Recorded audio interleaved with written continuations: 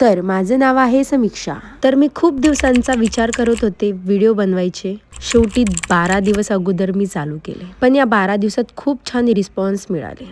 तर आज मी night care routine share करते तुमच्यासोबत. पहिले तर फेस वॉश केलेले मी, त्यानंतर टोनर लावते सेटाफिलचा. मस्तपैकी पूर्ण चेहऱ्याला लावल्यानंतर नाही, पहिले तर छान क्लीन करून घ्यायचा आहे चेहरा.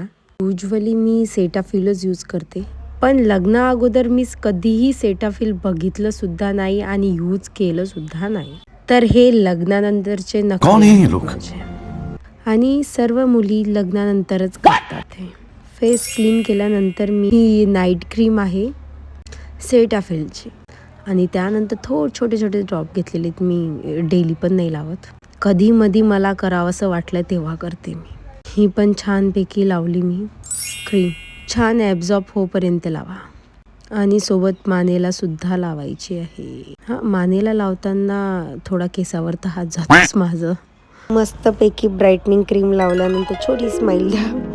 त्यानंतर सिरम लावायचं आहे, काय माहिती कोणता आहे सिरम, पण छान आहे. तुम्हाला या प्रोडक्टची लिंक पाहिजे असेल तर कॉमेंट करा.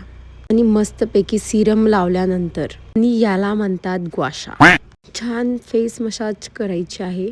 अगोदर हे मला येत नव्हते, ग्वाशा काय, क्रीम काय, सिरम काय, हे काहीही माहिती नव्हतं मला. पण तुम्ही कंटिन्यू 3 महिने जर यूज केलं तर खरंच याचा रिझल्ट आहे. मी हे कंटिन्यू करत नाही, कधी लक्षात राहतं कधी नाही राहत. सो मी मधातच सोडते, मधातच इच्छा होते करायची तर मी तेव्हा करते. अगोदर माहिती नव्हतं ग्वाशा काय. मी पूर्ण इंस्टावर यूट्यूबवर बघितलेलं आहे, त्यानंतर मी ऑर्डर केलेलं की ट्राय करू.